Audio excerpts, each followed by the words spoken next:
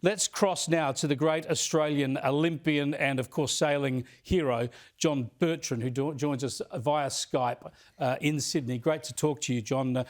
Really wanted to get your thoughts first up to try and put for us into some context. You also head up the Australian Sporting Hall of Fame and many, many other bodies, and heavily involved in Swimming Australia. So your pedigree here is impeccable. What does this mean in the history of Australian sport to get 3 Olympic Games across 75 years? Well, what it means is a new generation of young people can start to aspire and dream about perhaps being involved in the Olympics, either as a competitor or whatever. And it's going to be it'll turbo boost Olympic sports in this country over the next decade, similar to what we saw leading into the 2000 Olympics, in particular in Sydney. It's highly significant. The profile for Brisbane and Australia is very, very significant. And but I think possibly the biggest thing is the inspiration that the Olympics will generate for young people to say, let's give this thing a go. Yeah, that's fantastic because obviously, profile for the country, tourism, investment, just awareness, but you're focusing on that individual inspiration that will actually lead to more sporting excellence and involvement.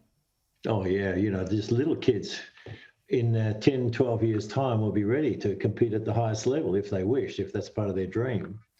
And, when we look at the major issues facing any country, in Australia just as much, we have obesity and, getting away from the computer screens and getting away from the television sets and getting out and doing stuff and throwing a ball or kicking a football or, playing cricket or you start to look at the new Olympic sports, skateboarding and surfing and rock climbing. It's pretty cool stuff. It's very much youth orientated, a lot of these sports now. And it's a very much a meaningful platform for people to get involved. And look, I've just retired as president of Swimming Australia, and we've got hundreds of thousands of kids all around the country that will say, okay, gee, this is worthwhile. Let's follow the dream. Yeah, while you're on swimming, tell us about our prospects in Tokyo. What are your expectations? And also, how do you think that the lack of spectators at the Games will impact on performances? I don't think the spectators, I think, it's over, talked about. The fact is that, let's say our swimming team, we very rarely perform in front of large crowds anyway, unless it's the Olympics. And, we're resilient, tough people, us Aussies, both the boys and the girls. So they're not going to worry about that. But how are we going to do? Actually, I think it's pretty good.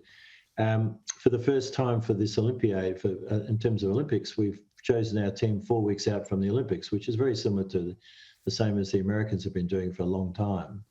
The result of that is that our team, when they've been announced 4 weeks ago, I should say, under the radar, up to Cairns, where they've gone into training camp, not only bonding, but really, highly, highly focused in terms of their final training, and they're popping out now into Tokyo.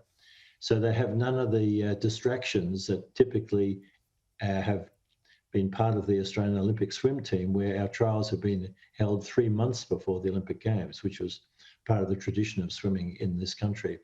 So it's a big turnaround. We tried it in the World Championships 2 years ago, highly successful in terms of 4 weeks out. And in addition to that, we've got some absolutely world-class swimmers. We've got 5 individuals who are actually swum the best times in the world this year, Australians.